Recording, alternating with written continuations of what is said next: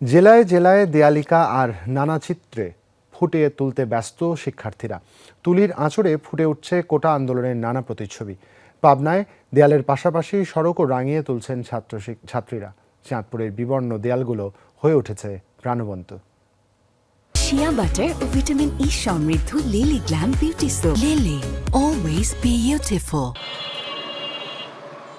শুরুটা কোটা সংস্কার আন্দোলন দিয়ে, রক্তাক্ত জুলাইয়ে সেটা রূপ নেয় এক দফায়। এরপর নতুন বাংলাদেশ। আন্দোলন চলাকালে প্রাণ যায় আবু সাইদ, মুগ্ধ সহ অনেক শিক্ষার্থীর।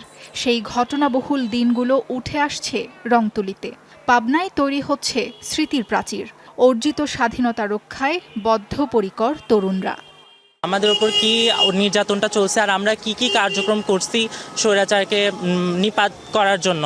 আমরা আমাদের এই ছবির মাধ্যমে এই আন্দোলনের যে ইতিহাস এবং আমরা কতটা ত্যাগ স্বীকার করেছি, কতটা কষ্ট করেছি, সেগুলোই তুলে ধরতে চেয়েছি। সবাই মিলে সকলের সাহায্য সহযোগিতার মাধ্যমে রং কিনা, তারপরে এখন আমরা কাজ চালাই যাচ্ছি এভাবেই। ছোট বাচ্চা যারা এগুলা জানেও না, বোঝেও না, তারাও যাতে এদিক দিয়ে যাওয়ার সময় অন্ততপক্ষে একটু দেখে যেতে পারে যে আসলে কি থেকে কি শুরু হলো এবং শেষটা আমরা কিভাবে পেলাম।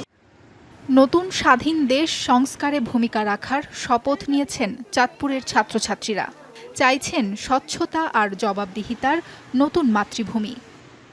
আমরা সবসময় সরকারের দিকে তাকিয়ে থাকি, সরকার এটা করবে ওটা করবে। আসলে আমরা নিজে থেকে কি করতেছি, এই নিজে থেকে করার চিন্তা ভাবনা থেকে আজকে আমরা এখানে আসছি। অনেকে চিনি না, কিন্তু সবাই যে একসাথে ঐক্যবদ্ধভাবে আমরা দেশকে সুন্দর করার জন্য সবাই এগিয়ে আসছে, এই বিষয়টা খুব ভালো লাগছে। মুখের এই বাধার শিকল আমরা ভেদ করে কিভাবে এগিয়ে যেতে পারছি, আমাদের এই গ্রাফিতিটা দিয়ে আমরা সেটাই বুঝাচ্ছি। নারী পুরুষ তথা কোনো ধর্মবর্ণ জাতি কোনো ভেদাভেদ থাকবে না, এমন একটা বাংলাদেশ যেখানে সকলে খুব শান্তিতে এবং প্রশান্তিতে বসবাস করতে পারবে। ছাত্র জনতার অভ্যুত্থানের নিরপেক্ষ সংবাদ তুলে ধরায় সচেষ্ট ছিল যমুনা টেলিভিশন। এমন সাহসিকতায় যমুনাকে ধন্যবাদ ও কৃতজ্ঞতা জানাচ্ছে শিক্ষার্থীরা।